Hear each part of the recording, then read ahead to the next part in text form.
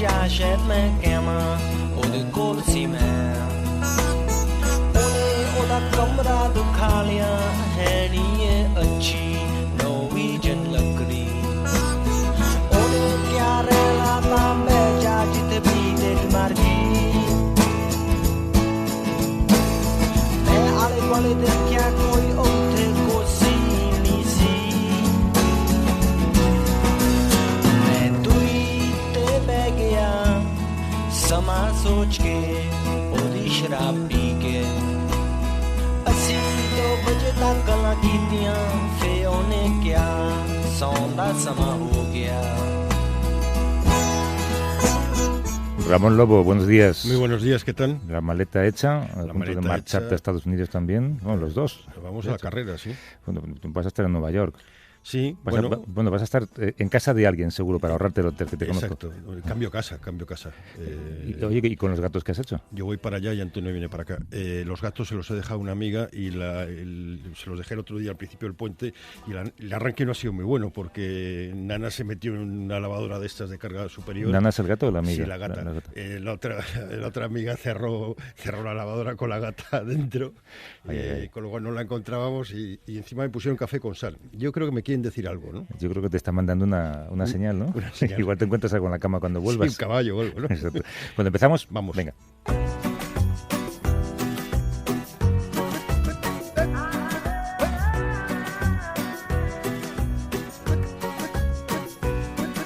Qu'importe là où je vais, tant que j'ai l'audace de tenir la main de l'autre pour aimer le temps qui passe. Bueno, pues ha pasado exactamente lo que comentábamos que podía pasar el domingo pasado, si recuerdas, cuando hablábamos de cómo la extrema derecha iba a empezar a llegar a nuestros parlamentos, por decirlo de alguna manera. Las elecciones autonómicas andaluzas han abierto la puerta a Vox, esa formación política que quiere hacer España grande otra vez, como dice en su eslogan, que sobra decir que se parece mucho al de Donald Trump, ¿no? Muchos pensábamos que éramos inmunes al fenómeno populista. Da la impresión, Ramón, de que lo que ha pasado es que, como a todo en la historia contemporánea de nuestro país, hemos llegado tarde, pero hemos llegado. Sí, bueno, existía la extrema derecha en España, lo que pasa estaba integrada dentro del Partido Popular y votaba dentro del Partido Popular, y lo que ha sucedido es que, bueno, quizás Cataluña ha desatado ese nacionalismo español extremo y se ha desgajado, o sea, que estos estaban ya aquí.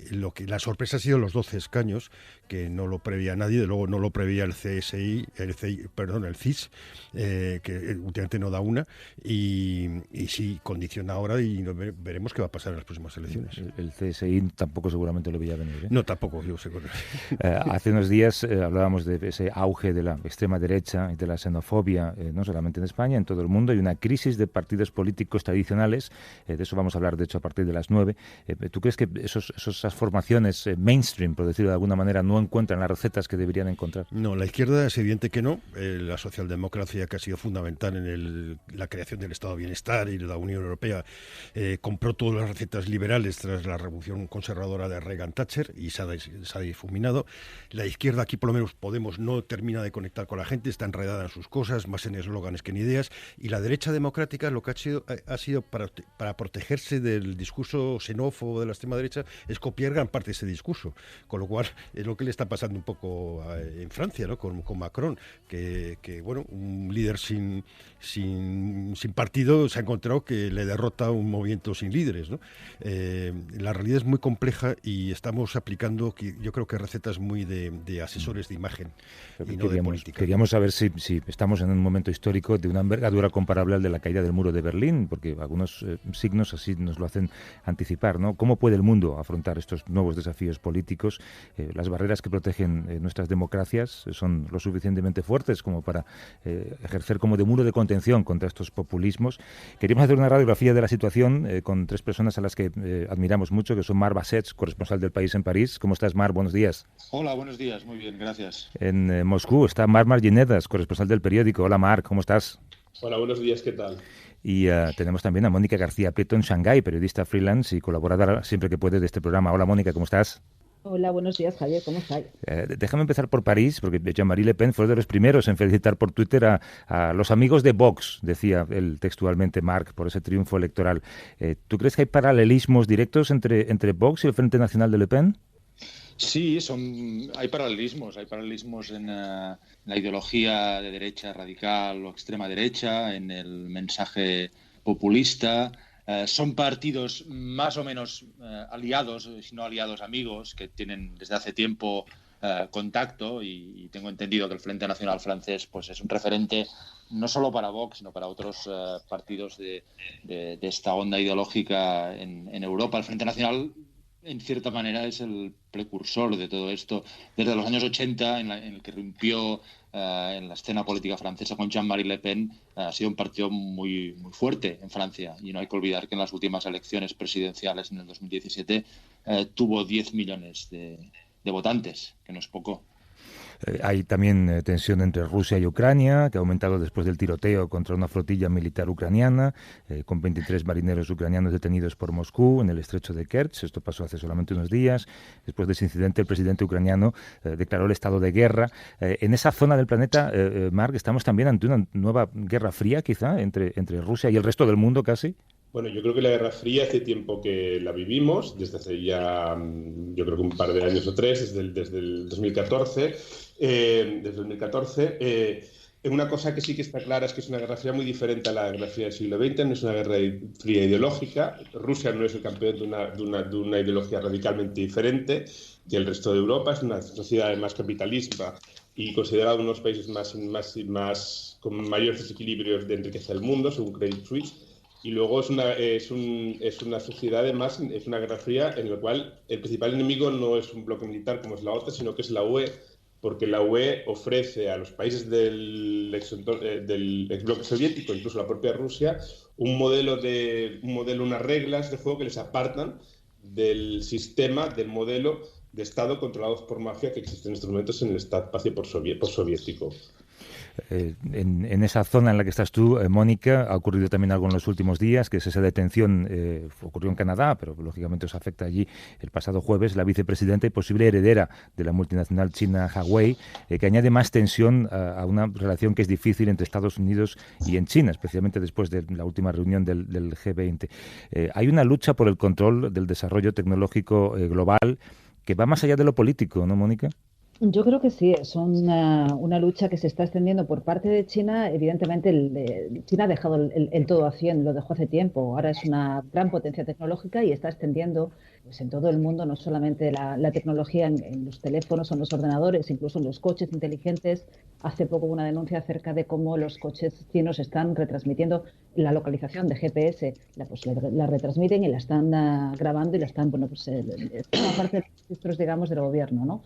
Entonces, pues esa lucha está ahí. Ahora está intentando extender su tecnología 5G por todo el mundo y Estados Unidos lo sigue viendo con muy malos ojos. Estados Unidos sigue perdiendo muy mal respecto al poder económico de China, ¿no? Pero esto ya es imparable. Entonces, esta detención de Huawei, en primer lugar, desde un punto de vista legal es complicado de comprender y así es como se está exponiendo, dado que se está, en principio, deteniendo a una persona por un delito que habría cometido si hubiera estado en Estados Unidos y si hubiera sido ciudadana norteamericana. Es una ciudadana china que ha sido detenida en Canadá y por unas sanciones que ha impuesto Estados Unidos. Entonces no las impone China, con lo cual digamos que legalmente está bastante cogido por los pelos todo esto.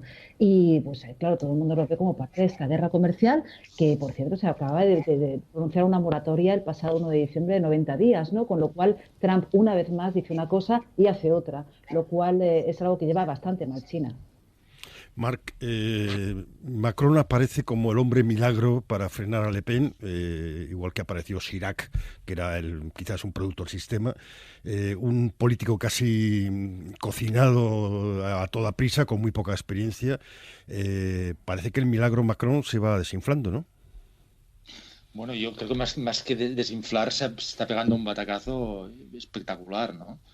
Porque en un año y medio ha pasado eso, como dices, de ser una esperanza y realmente un político, hay que decir, un político con un gran talento y con ideas que podían tener un valor importante en esta Europa de auge de populismos y nacionalismos. Él, recordemos que ganó las elecciones después de la victoria, hubo una serie, ¿no?, de una secuencia que fue el Brexit, la victoria de Trump, y podía pasar el tercer acto de aquel avance nacionalista, populista, extremista, con la victoria de Marine Le Pen en Francia, y él frenó y evitó él y los franceses que le votaron, por supuesto, ¿no?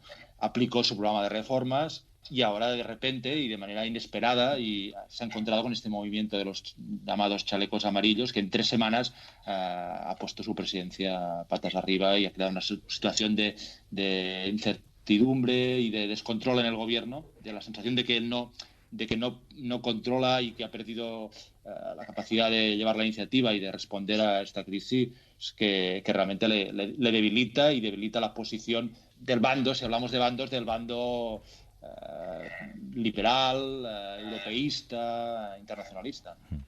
Mónica, en una conversación que tuvimos hace tiempo me decías comentábamos que Putin es el más listo del grupo, y tú me decías, o Javier Espinosa me decía que sí es mucho más listo, pero nadie lo sabe. Sí, efectivamente. No, Putin es de los más listos y ha sido el que más callado ha estado, pero bueno, tampoco hay que perder de vista a Xi Jinping, al líder chino. Me parece de una inteligencia extrema, un gran jugador de póker. China, pues no es una cuestión de ideología. China apenas está, por supuesto, no interviene directamente en todos este tipo de movimientos que están surgiendo en Europa o en Estados Unidos. Es ajeno incluso a nivel informativo. Apenas se reportan este tipo de movimientos. Es indiferente. Él está asistiendo como un testigo privilegiado y está encontrando una oportunidad. China está encontrando la oportunidad de extender sus lazos económicos, sus lazos políticos, geoestratégicos por todo el mundo, y cada vez que una democracia se desacredita, de cierta manera se legitima el régimen chino. Entonces, yo creo que para China incluso se está frotando las manos ante todo este proceso de degeneración democrático que está ocurriendo en el mundo occidental, ¿no? Marc, en Moscú, ¿ibas a decir? Bueno, yo querría decir un poco que Putin es un gran, es un astuto en el regate en corto, pero como estrategia yo creo que está demostrando que no está consiguiendo muchas cosas, porque si verdaderamente él ha influido en las elecciones norteamericanas para conseguir que un presidente norteamericano pues cambie la política exterior y alivie las sanciones que en su día se impusieron a raíz de Crimea, pues está consiguiendo todo lo contrario, más bien. Entonces, se puede decir que Putin es como diría en inglés, un great disruptor, pero los resultados, en concreto, pocos. Las sanciones siguen ahí, no solo están ahí, sino que se están incrementando y además cada día hay un pozo, se está gestando en Rusia un pozo de incertidumbre, y está clarísimo, por ejemplo, que entre los propios rusos la euforia posterior a la anexión de Crimea se ha desvanecido, y cada vez más la gente es más consciente de que hay un precio a pagar. El Estado en ese momento ha tenido que incrementar la edad de jubilación, y eso es uno de los precios que tiene que pagar por el aventurismo bélico de su presidente. Tú, Marc, no hace mucho escribiste en El País que la Francia de Macron y la Francia de mayo del 68 guardan algunas similitudes. Lo que pasa es que la frustración de las clases más bajas en aquel mayo del 68 tuvo unas consecuencias políticas diferentes a las que tiene ahora. Ahora desemboca en ese populismo. ¿Tú crees que esa frustración está aquí para quedarse y puede provocar, lo que algunos incluso durante la crisis llamaban la refundación del capitalismo? Yo creo que hay una frustración importante en Francia, y además con una particularidad francesa, y que creo que hay un problema de representación en Francia. El Frente Nacional es un gran ejemplo. El Frente Nacional, como decía, tuvo 10 millones de votos en las últimas elecciones presidenciales. Ha sido en las últimas series de elecciones de hace 3 o 4 años el primero, el segundo, el tercer partido siempre en todas las elecciones, ¿no? Pues bien, el Frente Nacional tiene 6 diputados, ¿no? Debido al sistema electoral francés, solo tiene 6 diputados. Hay millones de franceses que están representados solo por 6 diputados. Es un partido anecdótico en la Asamblea Nacional. De 36.000 alcaldes que hay en Francia, tiene 14 el Frente Nacional. Entonces, el hecho de que un partido, nos guste o no su ideología, ¿no?, tenga tanto apoyo y sea seguramente el segundo partido de Francia, y en cambio no esté representado en las instituciones, yo creo que esto crea una distorsión que se canaliza, por ejemplo, pues en el movimiento de los chalecos amarillos. Marc y Mónica, os voy a preguntar para terminar desde Rusia y desde Shanghái, y es una pregunta un poco más personal. ¿Hasta qué punto pensáis que vosotros, en esos lugares en los que estáis viviendo un momento trascendental de la historia contemporánea? Hombre, yo pienso que es decir, el surgimiento de Rusia como actor global es un hecho histórico importantísimo. Yo creo que además hunde sus raíces clarísimamente en la humillación que sufrió el país debido a la derrota en la Guerra Fría. los principales ideólogos del régimen, como del sistema de Putin, como el filósofo de las regiones, Alexander Dugin, son gente pues que ha propugnado una rehabilitación parcial del dictador Stalin, son gente que en sus perfiles se habla en tono favorable de algunos dirigentes nazis. Se llega incluso a decir que no existe oposición en Rusia y que toda oposición que existiera en Rusia tendría que ser internada en sanatorios. Entonces, pues vivir este momento es un momento muy interesante periodísticamente hablando, aunque bastante inquietante desde aquí, ¿no? O sea, vemos... hay cosas que, por ejemplo, que están fuera del alcance de nosotros. La ley sobre la propaganda homosexual que se aprobó ha sido un llamamiento a la sociedad para que desarrolle sus instintos homófobos. Es una ley, además, que está basada simplemente en un mensaje. Lo que quiso Putin decir a su pueblo es: ustedes no son europeos, vosotros no participáis de los valores de tolerancia y de Estado de Derecho que participa Europa, ¿no? Entonces, y la víctima propiciatoria han sido los homosexuales y también un poco las mujeres, ¿no? Con esas leyes. Pero, por ejemplo, sabemos que hay asesinatos en ciudades de provincia de gays de los cuales no se informa porque no existen datos. Entonces, es un momento periodísticamente muy interesante, pero bastante inquietante, ¿no? Y bastante inquietante también, incluso te diré, porque a veces un poco ves el tratamiento que recibe Putin desde fuera de estas fronteras, esa especie de jaleo que hay por haber sido el gran disruptor, pues la persona que ha sido capaz de enfrentarse a Estados Unidos según ciertas voces intelectuales, y te inquieta un poco porque dices, verdaderamente esta gente pues o está muy equivocada o no entiendes verdaderamente lo que está pasando, lo que está pasando en Rusia, que es una regresión brutal hacia un pasado que además ni siquiera tiene nada que ver con la Unión Soviética, es algo más que tiene que ver con un país con unos valores propios de la ultraderecha, ¿no? Mónica.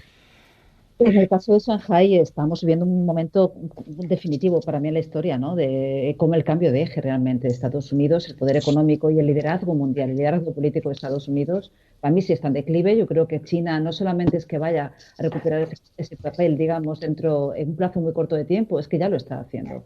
Está haciendo mediante la Ruta de la Seda, que es un proyecto, ese plan Marshall de $1 billón de dólares, donde se ha invertido en infraestructuras en todo el mundo y que ha permitido que China llegue desde América Latina hasta Sudáfrica, pasando por Mongolia, por el sudeste asiático o por Oriente Próximo. Está en todos sitios. No somos conscientes porque China tiene otro estilo, no es Estados Unidos, no advierte lo que está haciendo, no presume, no es arrogante, lo hace de hecho, como dijo Deng Xiaoping, que fue el promotor de todo este proceso de reformas económicos, que nadie se entere de lo que estamos logrando, ¿no? Entonces, poco a poco estamos imponiendo un sistema, como digo, económico y geoestratégico que está cambiando el mapa, que está cambiando el planeta.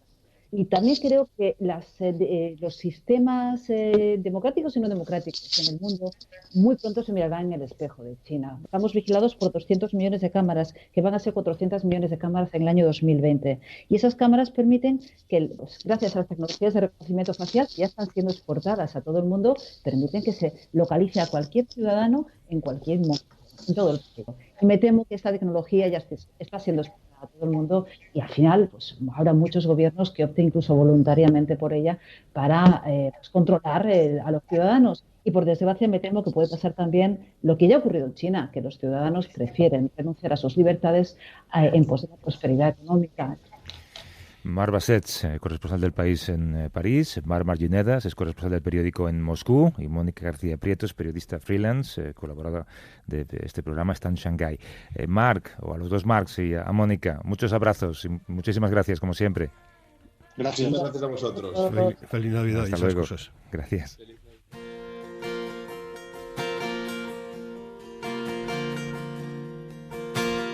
Walking Scott Street feeling like a stranger. Bueno, pues este es el estado del mundo. Por cierto, el sonido era todo lo bueno que hemos conseguido que sea. Siempre que hablamos con Mónica, las condiciones telefónicas son muy malas con Shanghái y lo hemos intentado por Skype. Había algún ruido de fondo, pero yo creo que se ha entendido bien. Da un poco de ganas de pisar una cueva o algo así, ¿no? Yo estoy con lo de los tomates, lo de buscar un sitio con tomates cerca de la costa, en Galicia preferentemente, y irme ahí. encerrarte y verlos crecer, ¿no? Sí, no, dedicarme a escribir y a pensar. Bueno, buen viaje. El domingo que viene hacemos un eje Nueva York-Washington, ¿vale? Venga. Hasta luego.